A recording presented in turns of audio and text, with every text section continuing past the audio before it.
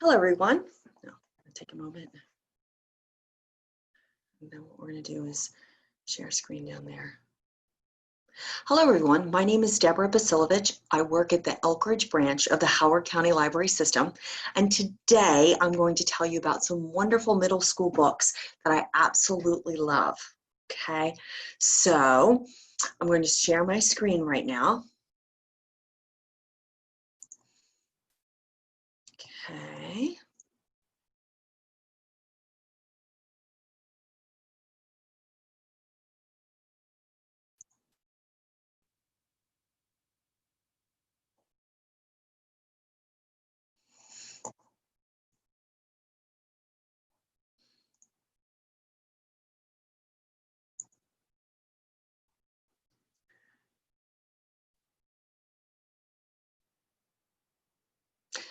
Hello, my name is Deborah Bosilovich. I work at the Elkridge Branch of the Howard County Library System, and today I want to tell you about some great books in our summer reading. Okay, just try it again. Hello, everyone. My name is Deborah Bosilovich. I work at the Elkridge Branch of the Howard County Library System. Welcome to Imagine Your Story. Imagine your story. That is the theme this year for the summer reading. And I'm going to tell you a little bit about how you can participate. But I'm going to start by talking to you about some books on our summer reading list. Specifically, this is for middle school. So the first category I want to tell you about is called Minions and Monsters. A couple of questions to start. When were the first blood transfusions performed, do you think? Was it 1946, 1850, 1660, or 1917? It was 1660. Can you believe it? So why am I talking about blood transfusions? Well, who was the first known vampire in legend and lore? Was it Lilitu of ancient Babylonia? Was it the Lamia of ancient Greece? Was it Prince Vlad Dracula or Edward Cullen? What do you think? It was Lilitu, also known as Lilith. That is 600 BC, so you know. So people have been talking about creatures that are vampire-like for quite some time. So which of the following were actual batteries that generated a form of electricity? A frog battery, a child suspended in the air with a sulfur ball, basically used to generate static electricity so that child could levitate other objects. How about a human conductor? Think Frankenstein, complete with electrodes on the neck, or all of the above. What do you think? All of the above. So why am I talking about those? Because of this fabulous nonfiction book, Monstrous, the lore and gore and science behind your favorite monsters, by Carolyn Betcha. You know what? I think I'm gonna have to start again because I think I did this wrong. Okay, so I am screen sharing, but I need to, one second, I'm going to start from the very beginning here. Meeting information, closed caption.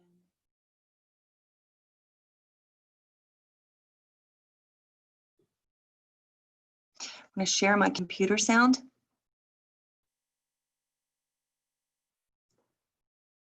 Right, okay.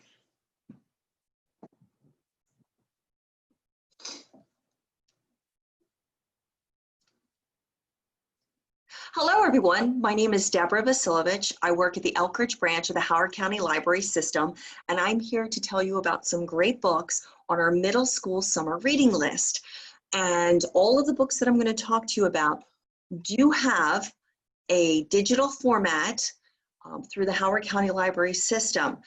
You can check for availability. I will go through that process towards the end of this program. Please stay tuned for that. And I'm going to start with talking to you about some great books. Imagine your story. That is the theme this year. So there's going to be a lot of fantasy, a lot of speculative fiction, books that ask what if questions. But those are not the only kinds of books I'm going to talk about. Minions and monsters will be our first category. And I have a few questions for you. When were the very first blood transfusions performed? Was it 1946, 1850, 1660, or 1917? It was 1660. Now, those were not always successful, but sometimes they were. But that is the first time in recorded history that blood transfusions happened. So, who was the first known vampire in legend and lore? Was it Lilitu of ancient Babylonia? Was it the Lamia of ancient Greece? Was it Prince Vlad Dracula? Or was it Edward Cullen? So take a moment to think about this for just a second. It's Lilitu, also known as Lilith. And just to give you an idea of when that occurred, that was 600 BC was the first recording of a vampire-like creature. So which of the following were electric batteries? That is, they actually generated some form of electrical current. Was it a frog battery, a child suspended in the air, okay, with a sulfur ball, and the idea was for that child to generate static electricity, which would allow the child to levitate small objects like feathers? Or a human conductor, think Frankenstein, complete with electrodes in the neck? Or all of the above? What do you think? It's all of the above. So why am I talking about this? So Monstrous, the lore and gore and science behind your favorite monsters by Carolyn Betcha is the first book on our list. It is nonfiction, and it really goes over that nugget of truth, specifically scientific, about some of these legends and myths. I have a quick little video here for you.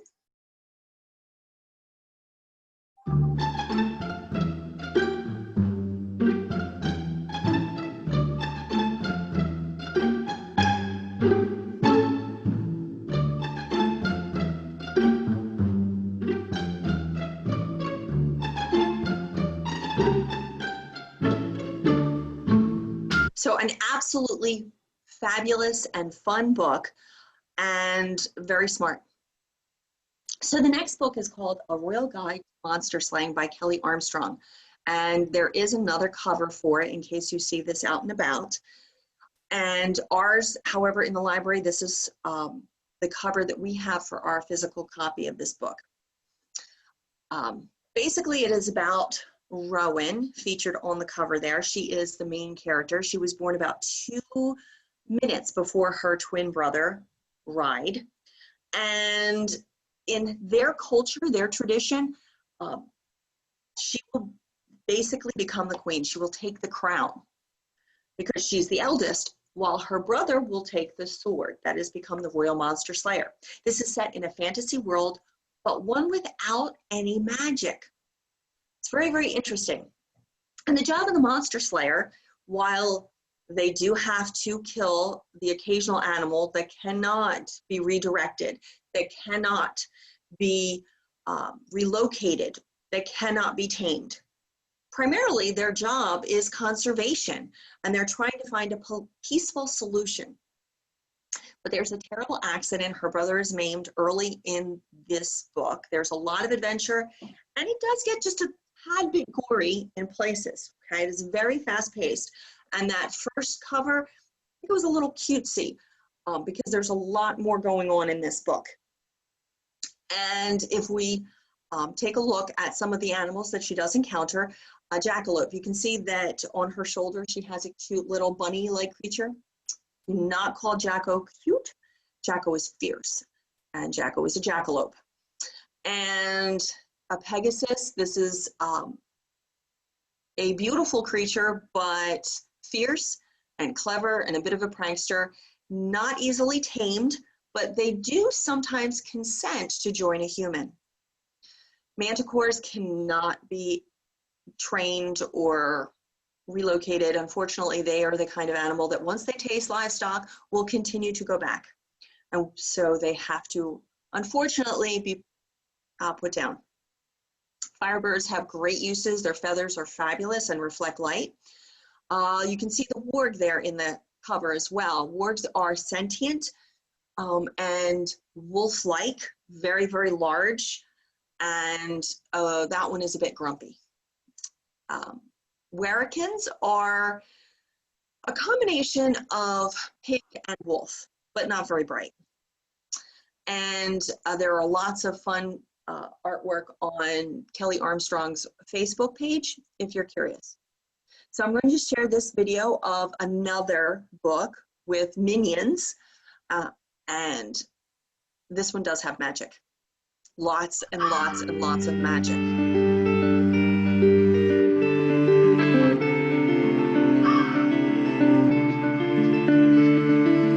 Whatever happens, stay this side of the border. Give it time to heal. Give it time to heal.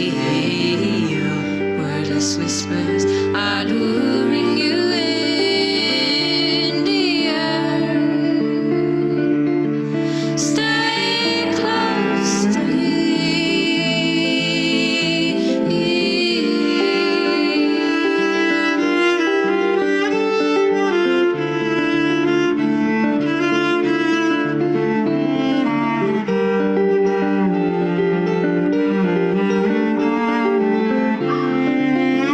So the Raggedy Begone Raggedy Witches is absolutely beautiful. And Mup, who is the main character, she is half Nigerian on her father's side, half Irish on her mother's side, and full witch, also her mother's side.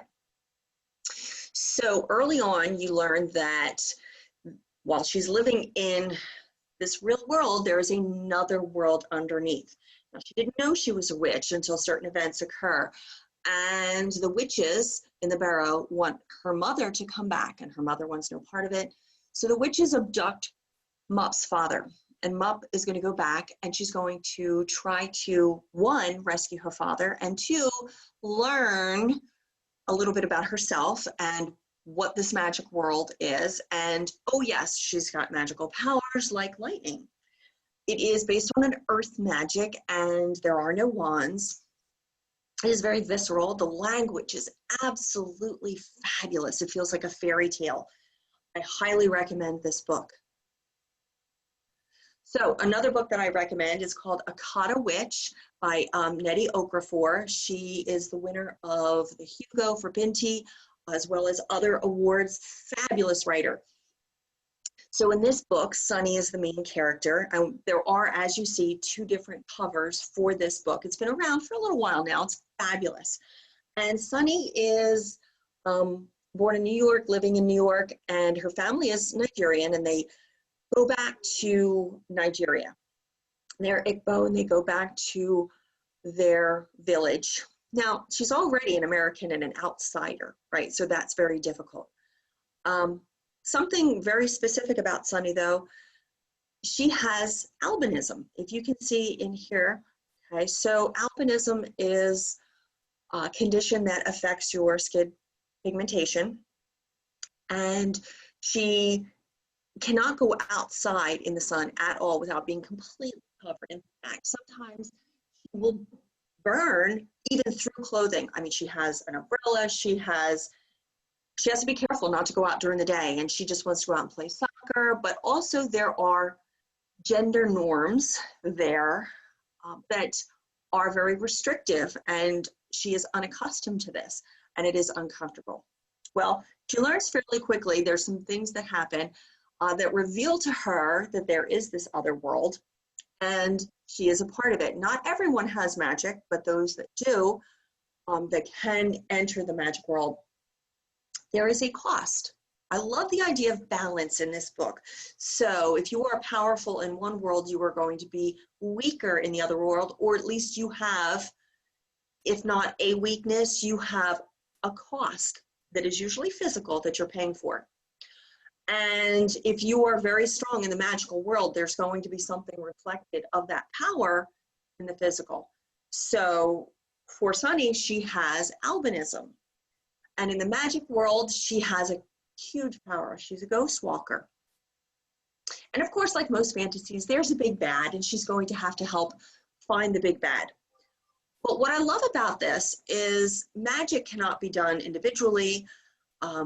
You really need to share that power. There needs to be balance, and she's going to study with other magical students, and they will work together. I love that idea. It's a fabulous story. Trolls and troublemakers are our next category. And the first one is Troublemaker for Justice, the story of Bayard Rustin, the man behind the March on Washington. And it has 3 authors, Jacqueline Heltman, Walter Nagel, and Michael G. Long.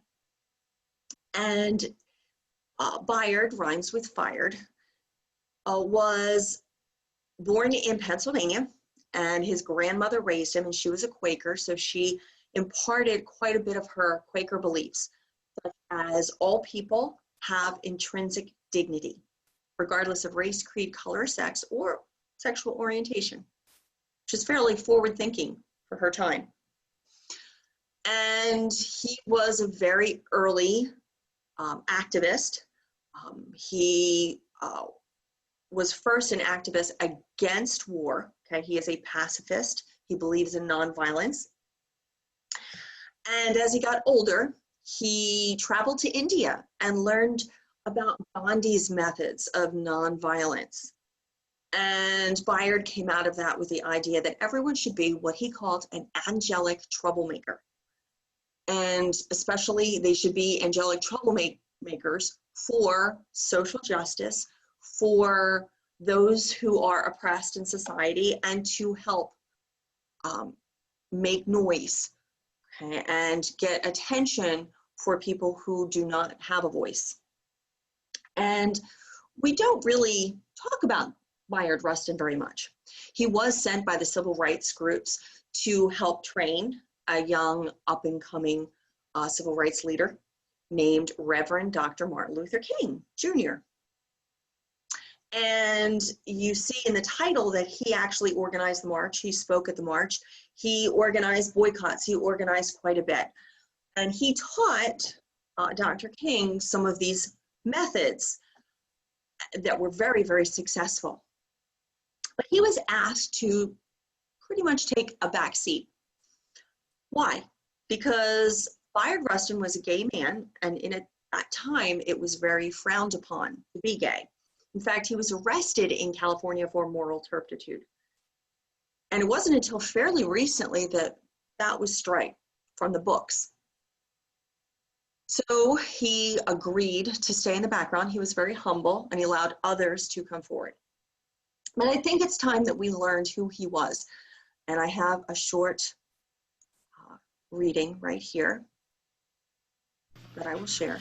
We need, in every community, a group of angelic troublemakers. When Bayard Rustin spoke these words, he knew all too well that social problems, violence, poverty, and racial, religious, and ethnic divisions often divide our human community. More importantly, Bayard also believed that everyday people, including children and youth, can heal this brokenness. He was convinced beyond a shadow of a doubt that we, you and I, have the power to create a place where we can enjoy peace, unity, and economic justice. To make the world better, according to Bayard, we have to be troublemakers, people who refuse to cooperate with anyone or anything that supports racism, sexism, poverty, and violence as a means for dealing with human conflict. And that's just a short snippet of the beginning of the book. And here is A Good Kind of Trouble by Lisa Moore Ramey. And Chaila is exactly what Bayard Rustin would call an angelic troublemaker. She doesn't start that way. In this book, there is, it's basically 7th grade, so there's a lot of middle school story that is happening. She actually does not want to be the center of attention. She doesn't want to cause trouble. She just wants to blend into the background usually. And she wants to figure things out. Yes, there's talk of boys, so you know that. But mostly it's about who she is, identity, learning how to sort of navigate the world around her. And in the background, there's a trial. An officer, a white officer, shot and killed a young black man who was unarmed, and there is a trial.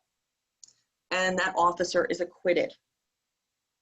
And so it's very prescient when you consider what's happening today.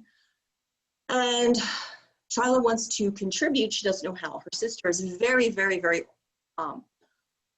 active in Black Lives Matter.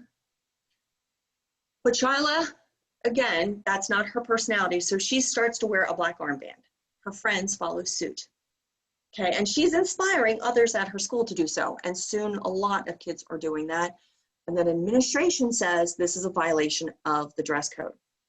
So now she's going to step up and become an angelic troublemaker.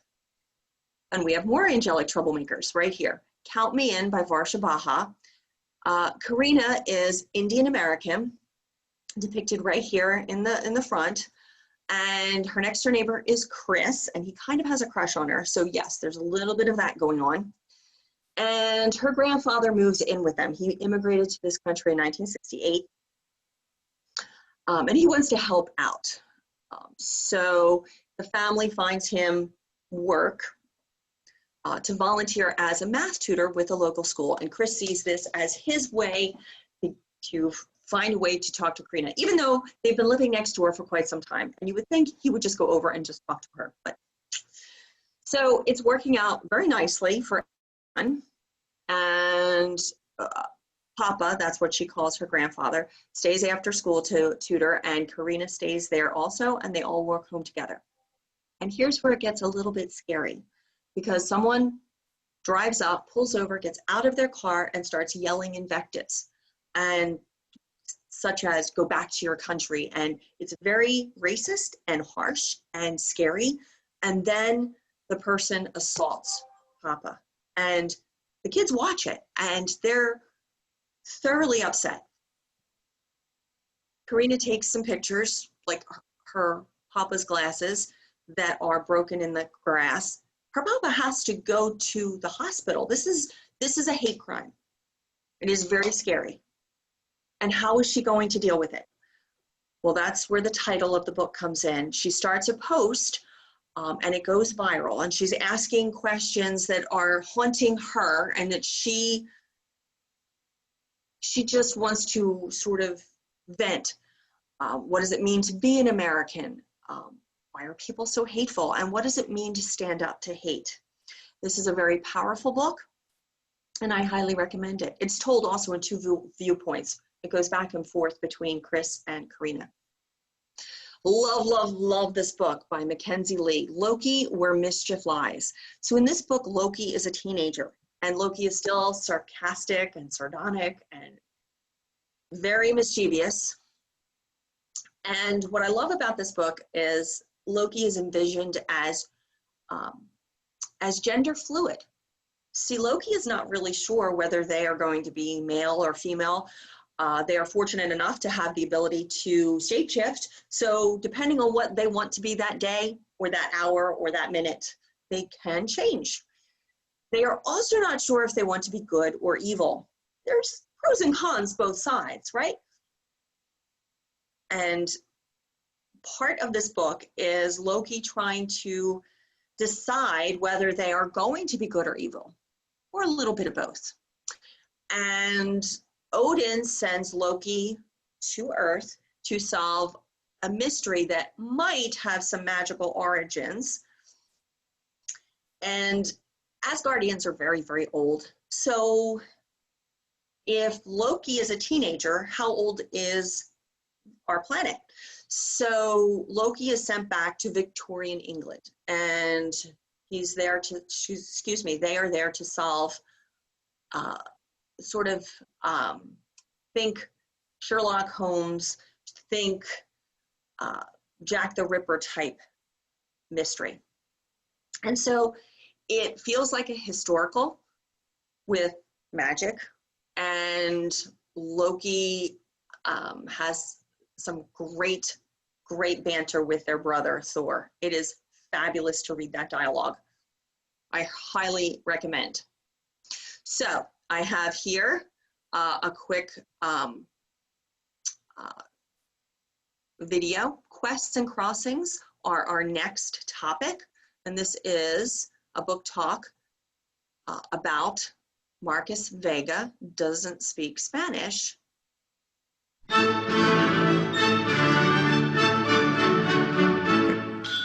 If you're looking for a realistic fiction book about a brother who would do anything for his brother and a boy on the search for his father, this is the book for you. So Marcus Vega Doesn't Speak Spanish is about Marcus. He's an 8th grader. He's a big kid. He's almost 6 feet tall, 180 pounds. And he gets in trouble at school. He gets into a fight and he gets suspended. But the thing is that Marcus is not really a bad kid. He's really a good kid that is doing a lot of favors for a lot of students at his school, but he does get into this one fight, and it is over his little brother. So his mom is sort of at her wit's end, and she says, that's it. We're going to just take a trip, and we're going to go to Puerto Rico. And that's where Marcus's father is from, but he has never met him. So they get on the plane, they get to Puerto Rico, and Marcus decides that he's going to try to find his dad. And you have to read it to find out what he really discovers about his family there. And I really like this book because the setting in Puerto Rico is described so well that I really kind of felt like I was taking a vacation and wanted to plan a trip there. Absolutely. So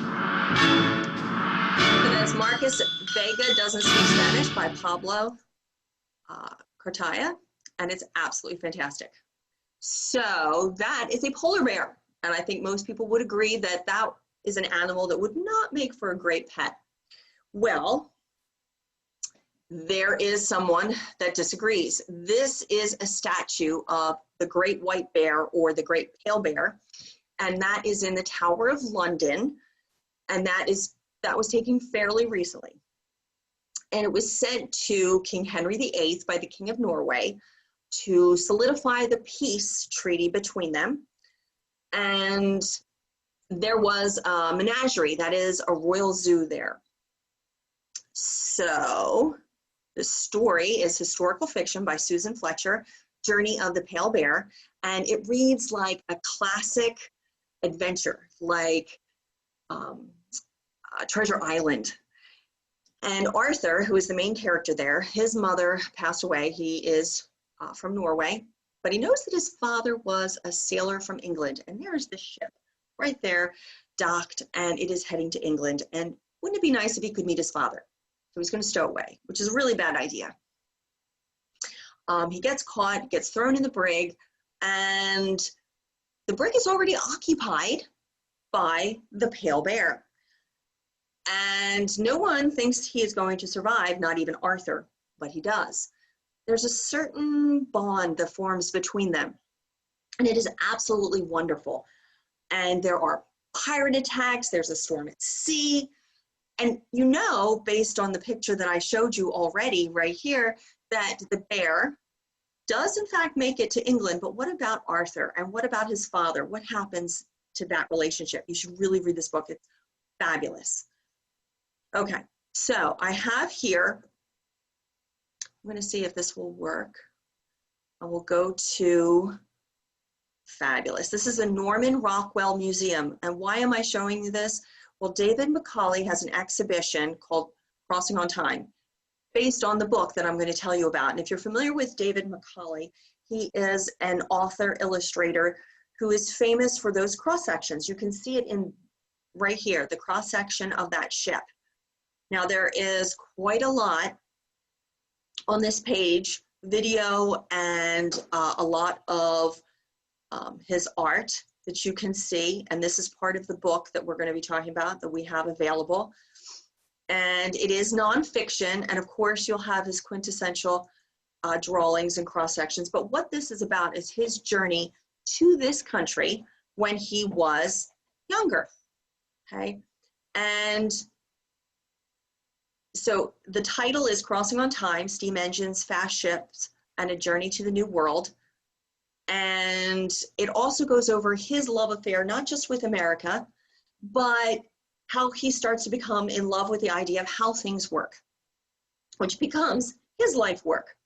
And the ship that he traveled on to get here was as large as the Empire State Building, and he did not realize that. So it really gets a chance for him to revisit that experience. And I love this book. It's called Rules for Vanishing by Kate Alice Marshall. Okay, so if you do not like horror, now is the time to cover your ears for just a moment. So a girl goes missing, and this is in the 50s. Her name is Lucy Callows. Okay, do you want to know where Lucy went? She went to play the game. You can play too.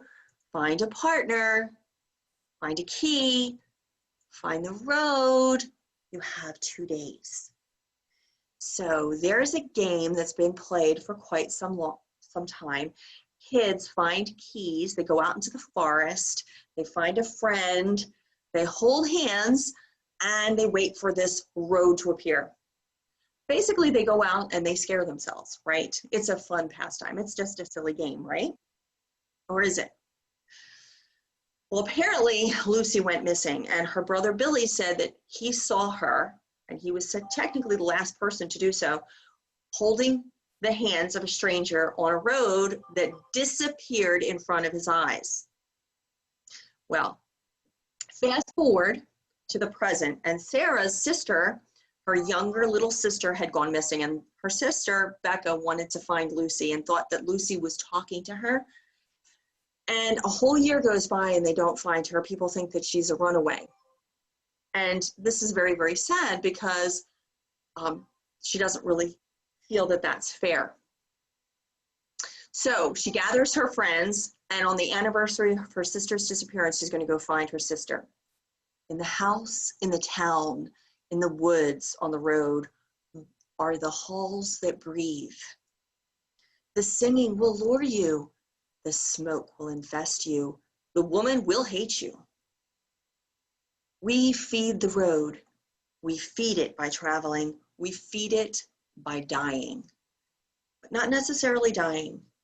The title is Rules for Vanishing, and that's what happens. All trace of the person, if they break the rules, will vanish in that world and in this. And I love how this is told in documentary style by all of these pieces of evidence. Some of the kids that go in bring cameras and phones that they can record on, and then there are interviews, and the kids that are looking at the interviews don't even recognize some of these kids that they are clearly friends with. Never heard of them. It is really, really, really scary. So I'm going to share this audio of Other Words for Home by Jasmine Warga.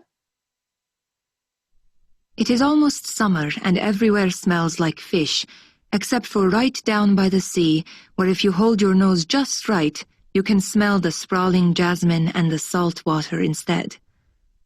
In the summer, I always hold my nose to avoid the stench of fish and tourists that smell like hairspray and money and French perfume.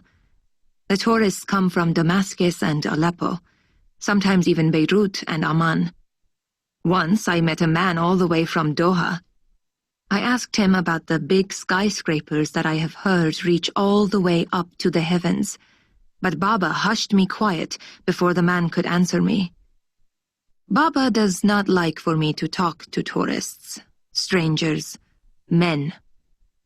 He does not want me to talk to anyone that I do not know, and even people that I do know, he always says, Jude, skitty. And so I bite my tongue, and it sometimes tastes even worse than the way the summer fish smell. Everyone is saying that there will be fewer visitors from Aleppo this year, that there is no one left in Aleppo to come, that everyone who could leave Aleppo already has. When I ask Mama if this is true, she says, Jude, skitty. So I love this book. It is written in verse, but as you can hear, it is not rhymey, and it moves very quickly. So Yuda is a young girl, she has a best friend, and they both like to watch American movies, They love Julia Roberts, and Yuta wants to be an actress, a movie star. And she talks about that in the beginning, even though her father is not so keen on that idea. Well, the war in Syria is coming closer to them, and soon her brother is going to be involved. And this frightens the father because he thinks that not only will his son be in a great deal of danger, but that danger could also impact everyone in the family. Well, because of events, Yuta actually immigrates eventually to the country here, to America, and she gets to become a bit of an actress. She gets to study acting, and there's a lot of liberation as far as her gender role, and she gets to really exercise some of her voice. Unfortunately, she does encounter racism, and it's very sad, and she's still filled with a great deal of worry about her father and her brother. But it is a very powerful, uplifting story, and I highly recommend it. So, the next one, we're going to heroes and villains. So, I have a video here that I would like to share. This is a graphic novel. New Kid is the story of Jordan Banks, a future cartoonist. But his mom refuses to send him to the art school of his dreams. And now that everything is new, it will be even harder for him to fit in. New school, the prestigious Riverdale Academy Day, aka RAD. A nice school, a really, really, really nice school. New friends, like Liam. Underneath his pink shirt is a heart of gold. He's been at RAD since kindergarten. And fellow new kid, Drew, math whiz, who's also looking to fit in. Can Jordan survive being one of the few kids of color while keeping his neighborhood friends and staying true to himself? See for yourself in New Kid. So this is a lot of fun, and it's very, very clever, and he is definitely a hero. So the next one is not so much of a hero. She would be a villain, Charlie Thorne and the Last Equation by Stuart Gibbs. Definitely a villain. And she is genius. She's smart, she's clever, and she is a cyber thief. And she is running around, and because of certain events, she is looking for the last equation. That is by Einstein's last equation for free, renewable energy for the world. Sounds great, right? So why didn't he just give that to us? Because he did not feel that humankind was ready, because it could be used as a weapon of mass destruction. And he just didn't feel that people were ready. But he left a way for people to find that out. So basically people could follow his clues. And if somebody was smart enough, they would follow, they would find it. And Charlie Thorne is going to find it. And think Da Vinci Code for kids. Okay, so she's going all over the world to solve this. But is she clever enough? Does she have the emotional intelligence to be responsible for this? She certainly doesn't think that there is a government out there that is. It's very, very fun. So Dragon Pearl by Yoon-Ha Lee is a very fun book. And this one is about Min. And she is told by a ministry member from the Space Force that her brother committed treason, that he was looking for this mythological object that turns out to not be a myth, called the Dragon Pearl. Now in this world, it is fantasy, and it is based on Korean mythology. And what we have is Min is a fox spirit. Now she keeps this quiet because fox spirits are discriminated against. They're considered to be tricksters, and they're considered to be crooks. So her and her family keep this quiet. But one of the things about a fox spirit is that they can change shape. And so she is a shapeshifter. She's going to shift shapes to sneak into Space Force somehow.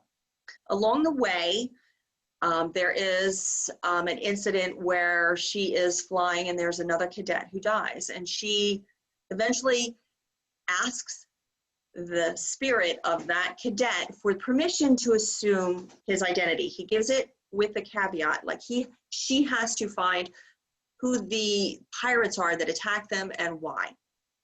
And when a spirit gives you a task, you had best do it, and rapidly, because they get grumpy very, very quickly. And what is the Dragon Pearl? So that is an object that can terraform planets. Okay, so it would be very useful for Min's planet, which when it was terraformed, it was not done very well. And so it could bring it back to life, but it is used for great wealth, but it can also destroy planets. So it can be a weapon of mass destruction. So she has to find that for her brother to vindicate him, and hopefully find her brother along the way as well.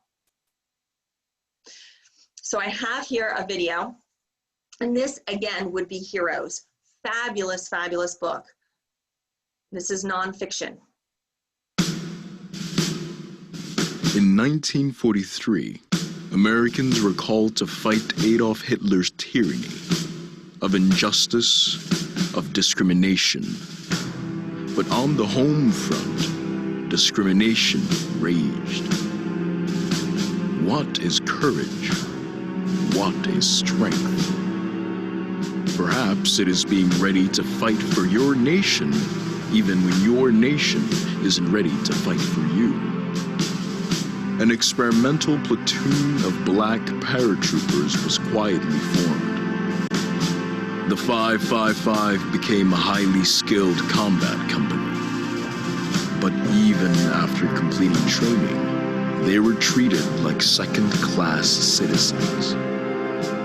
Prisoners of war ate their meals with the white soldiers, but the uniformed Troublemakers could not.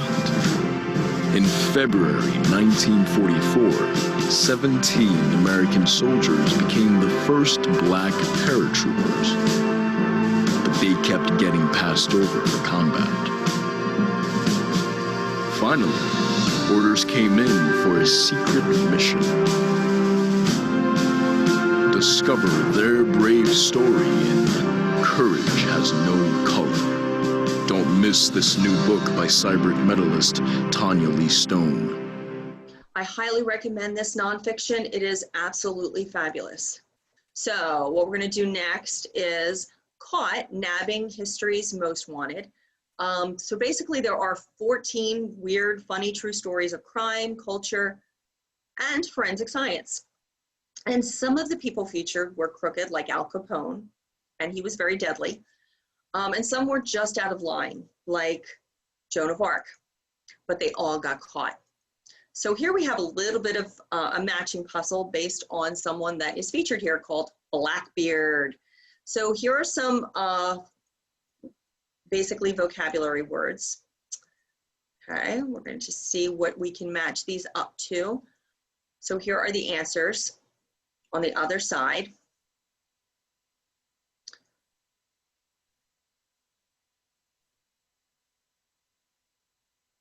Okay, go through all of those, and there's, oh, sorry, that was quick. So pirate, okay, so that would be a person who robs ships at sea. That's fairly obvious. What about adrift?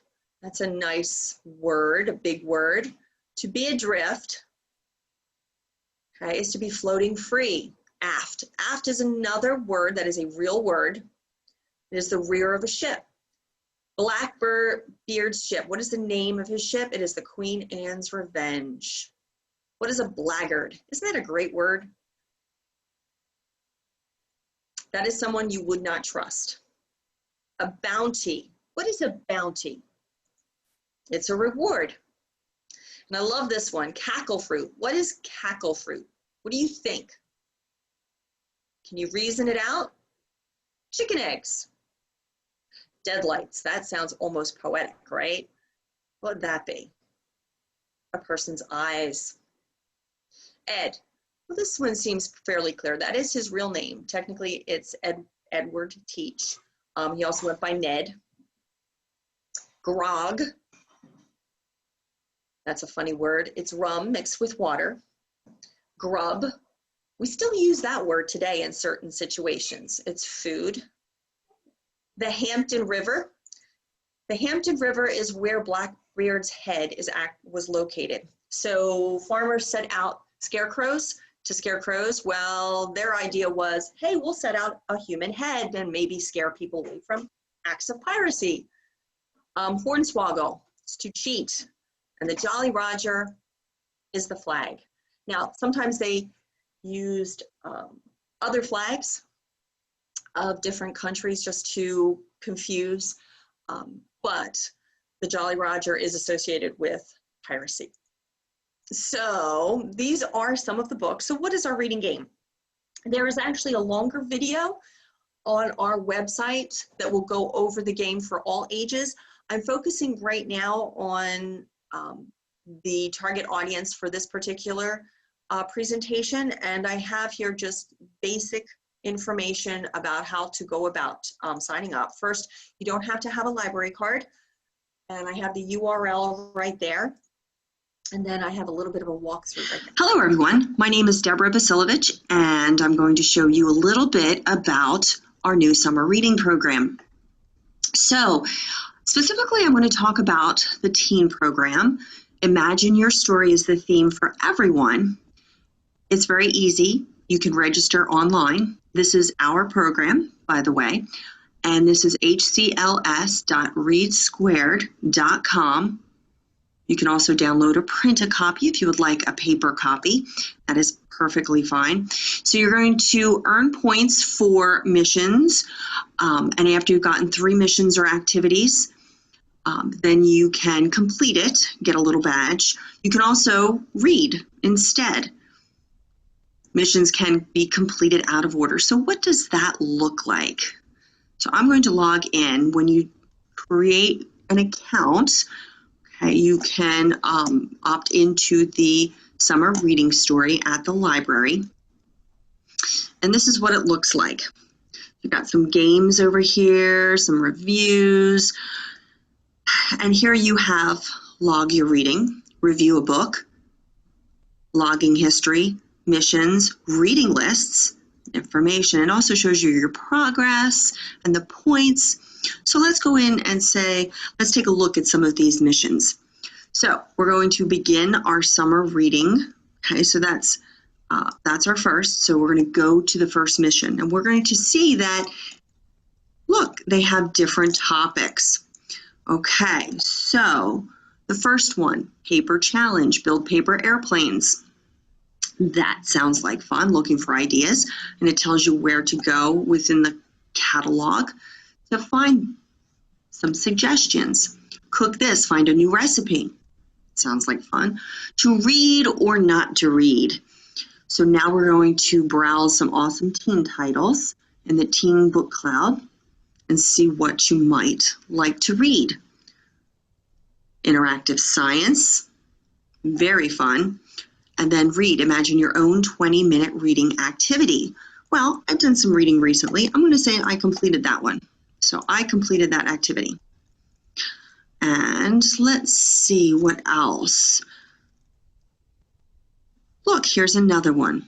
And here they're suggesting to find some ebooks, okay, and to download the ebooks. And then if you need a library card, you can do so. I do like listening to books as well, and that does count. So let's take a look at some of those. To read or not to read. Okay, so going to complete that. Put together a time capsule. That sounds like fun. And then once you have completed 3 missions, it will give you the badge. I'm going to show you how to do that. I'm going to do that one. So now it says that I've completed that. Fabulous. Excellent. Now I'm going to go back. So that says that I have finished this one. I have not finished the others. Okay, this one, Library Stand Against Racism. You can go out of order. So let's say you might want to move ahead or jump around. That's perfectly fine to do. Every Monday we'll have new missions posted, and you can have a choice of what you would like to do. And again, you can always read and log some books. Okay, so that's basically it. And we also have some games that people can play, okay, as well. So you log your progress, and as you play games, more open up, the same as if you read more, you'll get more games available to you. So that's about it. It's quite fun, and we hope that you play. Thank you. Again, very easy. And as far as prizes, when you complete the summer reading and you complete it after completing 10 missions or the equivalent with reading, you earn a donation to the Community Action Council of Howard County, which is very, very significant at this time period. So basically, it converts your points into dollars, and it goes to helping the community with various food and goods and other services for people in need. And if you are also interested in participating, you can go on our website and see how you would like to do that as well. I have here some information on how to access some of these digital materials. Now we are, we contribute to, or we participate in several different softwares. I'm going to specifically go over Overdrive in this video, but many of them are similar. You get the app and it works the same. So I'm going to go ahead and start this. So you can get this book, Troublemaker for Justice, at the Howard County Library System in an e-format. If you're curious how to do that, so if you type in the title, you can find out whether or not we have a book, and it tells you the format. If you do not have Overdrive, what is Overdrive? Overdrive is Maryland's Digital E-Library Consortium, and you can borrow these. Here it has 3 copies available as of today, and these are the formats that you can use: Kindle, Overdrive Read, and EPUB. It's very easy to do. If you do not have the Overdrive app for your device, I'm going to walk you through how you can do that.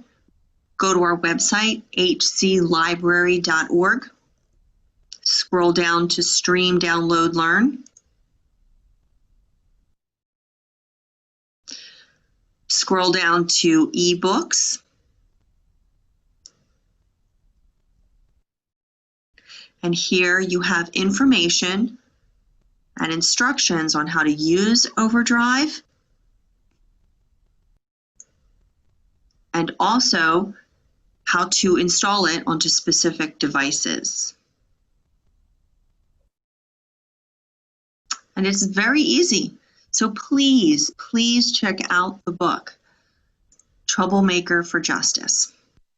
So yes, it's very, very easy. I do want to say that I use the regular website there to start, but if you are a student at Howard County Public School System, you can use your card. So you would go into your Canvas Me page, and the icon for the library, that little high icon, click onto that, and it will bring up your virtual card, and then you can click onto the catalog and get there from those. It's just a couple extra steps. And again, that's the URL. You can also get a list of summer reading in the catalog. So thank you very much. That is Imagine Your Story. And we have a lot more great books. So if you're curious and would like other suggestions, go ahead and call us or email us, and a representative, a staff member will get back to you with those suggestions. And so you know the library is going to soon be opening for curbside. Thank you. Have a great day.